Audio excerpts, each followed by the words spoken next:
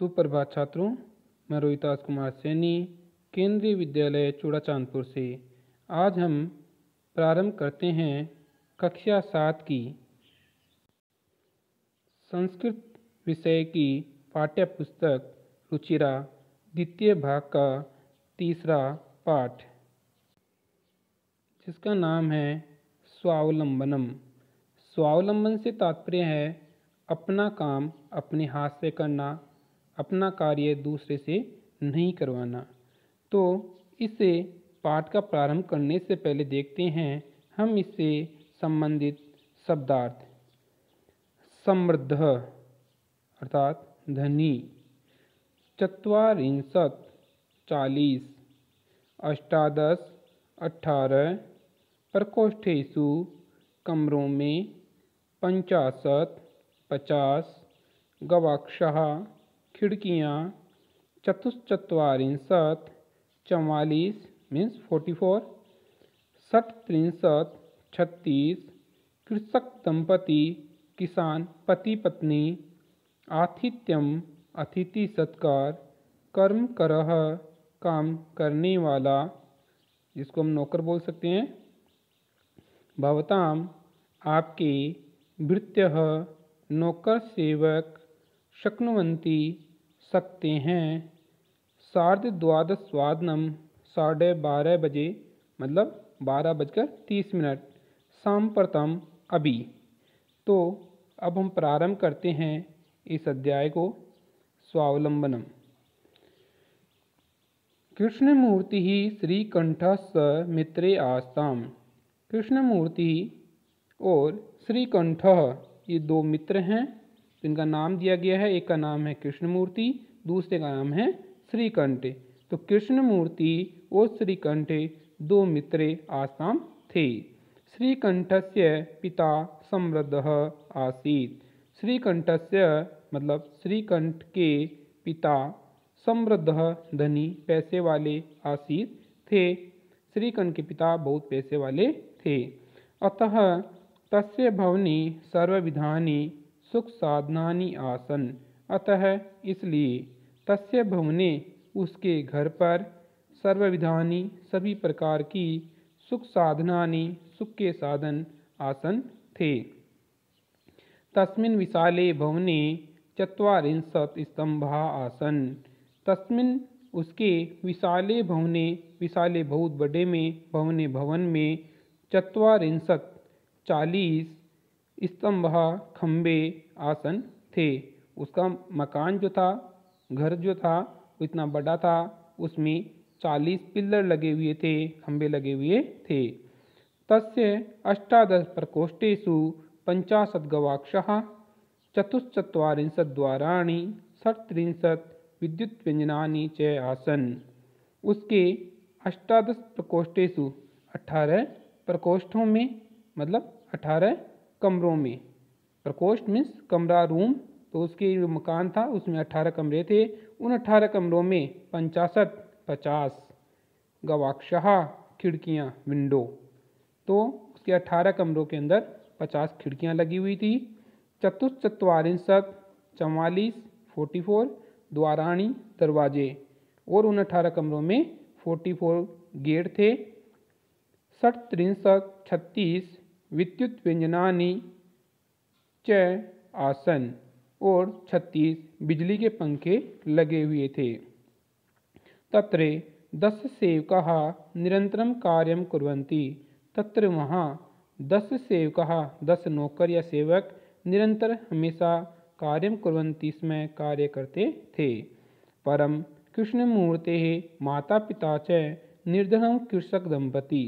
लेकिन कृष्णमूर्ति के माता और पिता निर्धन गरीब कृषक दंपति किसान पत्नी पत्नी थे। अर्थात कृष्णमूर्ति जो माता पिता है किसान थे और बहुत ही गरीब भी थे। तस्य गृहम् आडंबर विहीनम साधारणम च आसीत्। तस्य गृहम् उसका घर, आडंबर विहीनम, आडंबर मतलब बहुत ज़्यादा दिखावा करना, तो इससे विहीन यानी दूर, जैसा नहीं होना, तो आडंबर या दिखावे से दूर, और साधारणम साधारण आसीत् था। एकदा श्रीकंठः तेन सह प्रातः नववादने तस्य गृहम् अगच्छत्। एकदा एक बार श्रीकंठः श्रीकंठ तेन सह उसके साथ प्रातः सुबह नववादने 9 बजे तस्य गृहम् उसके घर अगच्छत् गया। मतलब एक बार श्रीकंठे कृष्णमूर्ति के साथ उसके घर पर गया। तत्र कृष्णमूर्ति तस्य माता पिता च स्वशक्त्या श्रीकंठस्य आतिथ्यम् अकुर्वन्। तत्र वहाँ कृष्णमूर्ति च और तस्य माता पिता उसके माता पिता स्वशक्त्या अपनी शक्ति के अनुसार श्रीकंठस्य श्रीकंठ का आतिथ्यम स्वागत अकुर्वन् किए। एतद् दृष्ट्वा श्रीकंठः अकथयत् मित्रे अहं भवतां सत्कारेण संतुष्टो अस्मि। एतत् यह दृष्ट्वा देखकर श्रीकंठः श्रीकंठ अकथयत् बोला, मित्रे हे मित्रे अहं मैं भवतां आपका सत्कार से संतुष्ट अस्मि, खुश हूँ। मैं आपके सत्कार से या स्वागत से खुश हूँ। केवलम इदमेव मम दुखम यत् तव गृहे एकोऽपि भृत्यः नास्ति। केवलम केवल इदम यह एव ही मम मेरा दुखम दुख है। मुझे केवल एक ही दुख है, यत् कि तव गृहे तुम्हारे घर पर एकोऽपि एक भी भृत्यः नौकर नास्ति नहीं है। उसने कहा मुझे केवल एक ही दुख है कि तुम्हारे घर पर एक भी नौकर नहीं है। मम सत्काराय भवतां बहु कष्टम जातम। मम मेरे सत्काराय सत्कार के लिए या स्वागत के लिए भवतां आपको बहु कष्टम बहुत ज़्यादा कष्ट जातम हुआ।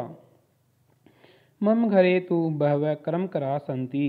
मम घरे मेरे घर पर तु तो बहवः बहुत से कर्मकरा कर्मचारी या नौकर सन्ति हैं।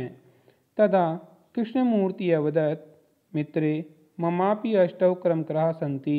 तदा तब कृष्णमूर्ति अवदत् बोला, मित्र हे मित्रे ममापि मेरे भी अष्टौ 8 कर्मकरा सन्ति, कर्मचारी हैं या नौकर हैं। ते च 2 पादौ 2 हस्तौ 2 नेत्रे 2 श्रोत्रे इति। ते च और वे हैं 2 पादौ 2 पैर 2 हस्तौ 2 हाथ 2 नेत्रे 2 आँखें 2 श्रोत्रे 2 कान। मतलब यहाँ कृष्णमूर्ति बता रहा है कि आपके घर में तो नौकर हैं, लेकिन मेरे यहाँ भी 8 नौकर हैं। और वो 8 नौकर कौन कौन से हैं? तो उसने बताया 2 पैर 2 हाथ 2 कान और 2 आँखें। एति प्रतिश्रम मम सहायका। एति ये सब प्रतिश्रम हमेशा मम सहायका मेरी सहायता करते हैं। किंतु तव भृत्यः सदैव सर्वत्र च उपस्थिताः भवितुं न शक्नुवन्ति। किंतु लेकिन तव तुम्हारे भृत्यः नौकर सदैव हमेशा सर्वत्र और हर जगह उपस्थित भवितुं न शक्नुवन्ति नहीं हो सकते। उसने कहा मेरे जो 8 नौकर हैं वो किसी भी समय और कहीं भी मेरे साथ हमेशा तैयार रहते हैं काम करने के लिए, लेकिन तुम्हारे जो नौकर हैं वो हमेशा और हर जगह तुम्हारे साथ नहीं रह सकते। त्वं तु स्वकार्याय भृत्याधीन है। तुम तो स्वकार्याय अपने कार्य के लिए भृत्याधीन है, नौकरों के अधीन हो।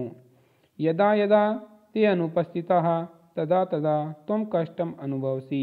यदा यदा जब जब ते वे सभी नौकर अनुपस्थित रहते हैं, तदा तदा तब तब तुम कष्टम अनुभवसि कष्ट का अनुभव करते हो।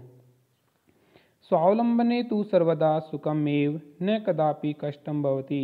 स्वावलंबन में अर्थात अपना कार्य अपने हाथ से करने में सर्वदा हमेशा सुखमेव सुख ही मिलता है, न कदापि कष्टम भवति कभी भी कष्ट नहीं होता है।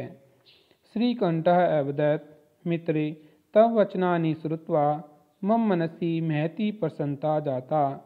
श्रीकंठ अवदत् बोला, मित्रे हे मित्रे तव वचनानि श्रुत्वा तव तुम्हारे वचनानि वचन श्रुत्वा सुन करके मम मेरे मनसी मन में महती बहुत ज़्यादा प्रसन्नता खुशी जाता हुई। उसने कहा तुम्हारे जो वचन है, तुमने जो बात कही है वो सुनकर मुझे बड़ा अच्छा लगा, मैं बहुत खुश हुआ। अधुना अहमपि स्वकार्याणि स्वयमेव कर्तुम इच्छामि।